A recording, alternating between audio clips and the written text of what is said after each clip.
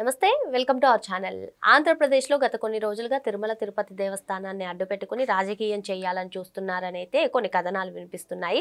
మరి ఈ సందర్భంలోనే మాజీ ముఖ్యమంత్రి వైసీపీ అధినేత జగన్మోహన్ రెడ్డి 2-3 రోజుల్లో తిరుపతి వెళ్లాలని అనుకుంటున్నారట. మరి మొత్తానికి ఇప్పుడు తిరుపతి వెళ్ళడం ఏంటి? ఏదైనా వివాదాస్పదం జరిగే అవకాశాలు ఉన్నాయా? ఇంతకీ డిక్లరేషన్ ఫామ్ ఇస్తారా ఇవ్వరా? ఇటువంటి అంశాలన్నీ కూడా చర్చించడానికి మనతో పాటుగా ఉన్నారు senior political analyst Srinivas Jonnalagadda గారు. నమస్తే సార్. నమస్కారం. టీటీడీ దేవస్థానాన్ని అడ్డుపెట్టుకుని వైసీపీ రాజకీయం చేయాలని చూస్తుందని చెప్పి పలువురు అయితే విశ్లేషిస్తున్నారు. ఇదిలా ఉంటే జగన్మోహన్ రెడ్డి 2-3 రోజుల్లో తిరుపతి వెళ్ళనున్నారంట. మరి ఇంతకీ డిక్లరేషన్ ఫామ్ ఇస్తారంటారా ఇయ్యరంటారా? వైసీపీ వర్గాలు చూసుకున్నట్లయితే డిక్లరేషన్ ఫామ్ ఇచ్చే ప్రసక్తే లేదంటున్నారు. మరి గత కొన్ని రోజులుగా కూడా టీటీడీ పైన అందరూ కూడా వివాదాస్పదం అవుతున్నటువంటి నేపథ్యంలో ఇప్పుడు జగన్మోహన్ రెడ్డి తిరుపతి వెళ్ళడాన్ని ఏ విధంగా చూడాలంటారు? తిరుమల తిరుపతి దేవస్థానం మీద మరోసారి ఒక వివాదాన్ని తెరదీయబోతున్నాడు జగన్మోహన్ రెడ్డి. ఎందుకంటే గతంలో పశువులు ఏవైతే గోవులుకి చనిపోతున్నాయని చెప్పేసి ఒక ఎలిగేషన్ తీసుకొచ్చారు. దాని మీద మీరు వెళ్ళి పరిశీలించవచ్చు.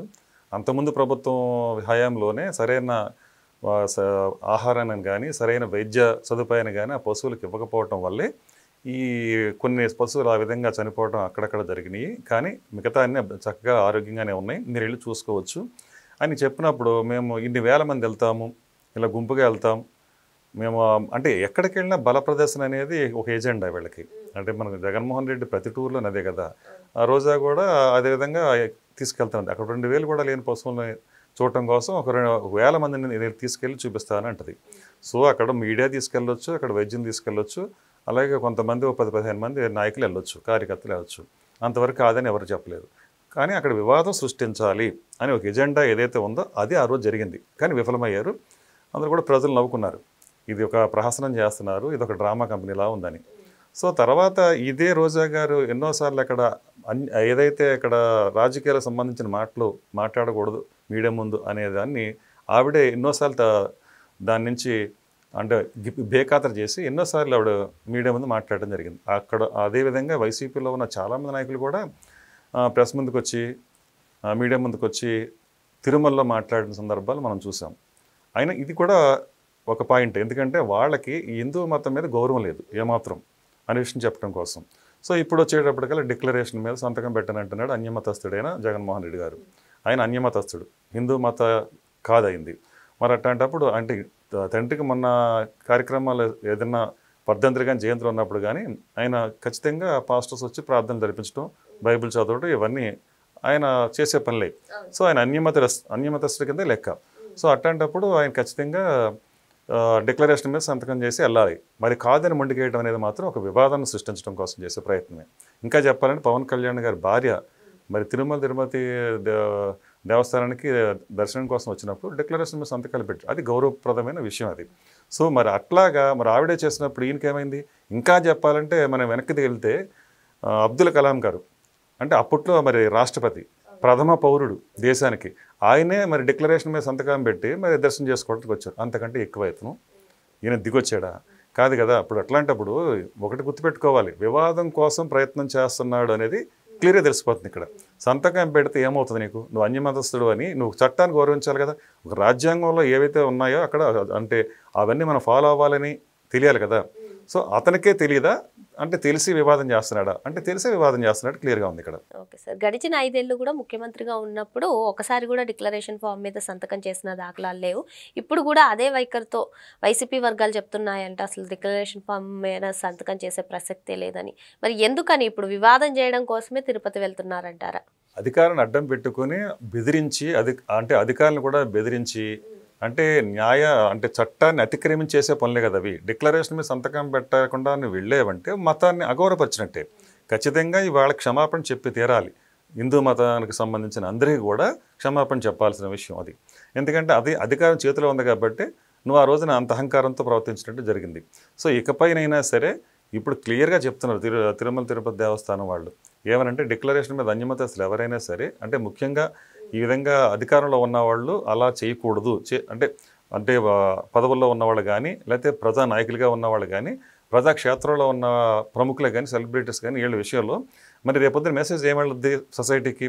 అంటే డిక్లరేషన్ మీద సంతకాలు పెట్టకుండా వీళ్ళు వెళ్తున్నారంటే ఒకళ్ళకి మినహాయింపు ఇవ్వటం, మిగతా వాళ్ళ విషయంలోనే అమలు చేయటం అనేది ఉండకూడదు కదా.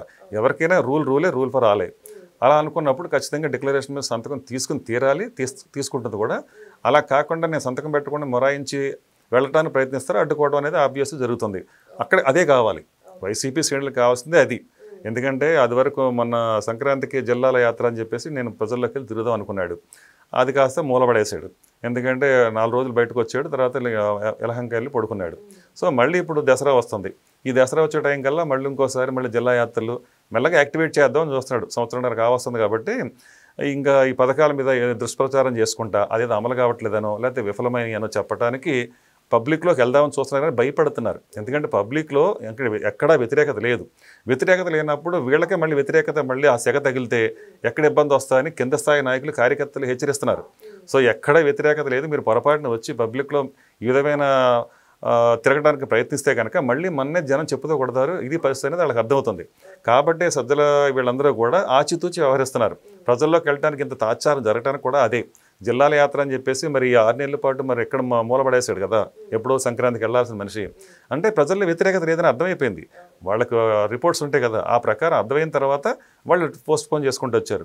ఇప్పుడు కూడా ఏంటంటే ఇంకా ఒక కేసు, లిక్కర్ కేసు కొలుకు వచ్చేస్తుంది కాబట్టి ఇక రేపో మాపో అరెస్ట్ అయ్యే సందర్భంలో ప్రజల్లోకి వెళ్ళైనా అరెస్ట్ అవ్వాలి, లేకపోతే సింపతి కూడా నాకు రాదు అని భయం పట్టుకుంది.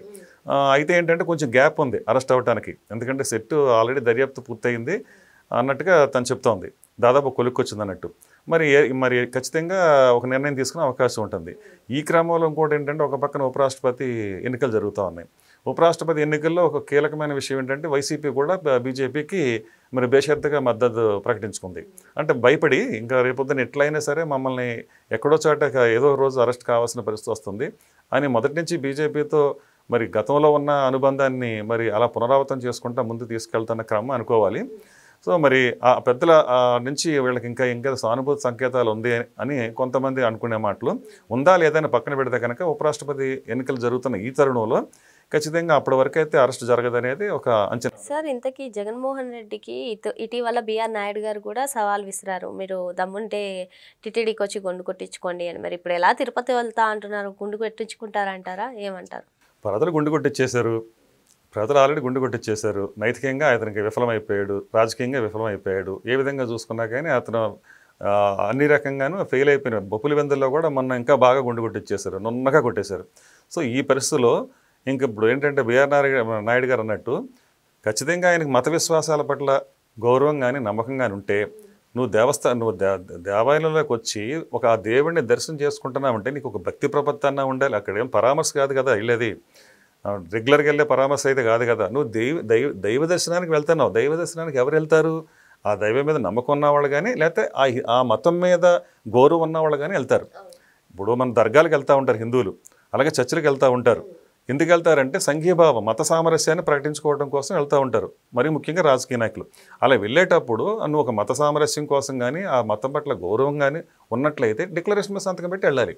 అది కాకుండా నువ్వు వితండవాదం చేస్తా, దీన్ని నేను వివాదం చేస్తానంటాం ఖచ్చితంగా తప్పు.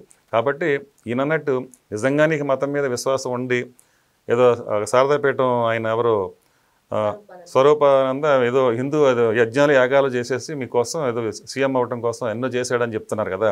సో మరి అలా అనుకున్నప్పుడు మీకు అలా నమ్మకం ఉంటే మరి గుండు కొట్టించుకోవాలి. ఆయన అన్నట్టు బిఆర్ నాయుడు గారు చెప్పినట్టు సతీ సమేతంగా వెళ్ళి శుభ్రంగా గుండు కొట్టించుకుని వస్తే ఒకవేళ అప్పుడైనా మీలో ఏదైనా మార్పు వస్తుందని ప్రజలు ఏమైనా అనుకునే అవకాశం. మార్పు వస్తుందని ప్రజలు ఏమో అనుకోరు, గుండు కొట్టించుకుని వస్తే కనీసం ఆ మతం మీద విశ్వాసం ఉందని అని అనుకుంటారు. జగన్మోహన్ రెడ్డి ఇప్పటికిప్పుడే తిరుపతి వెళ్ళడం ఖచ్చితంగా వివాదాస్పదం చేయడం కోసమే తిరుపతి టూర్ పెట్టుకున్నారని చెప్పి సార్ చెప్తున్నారు. మరో అంశంతో మళ్ళీ కలుద్దాం. Thank you sir. నమస్కారం.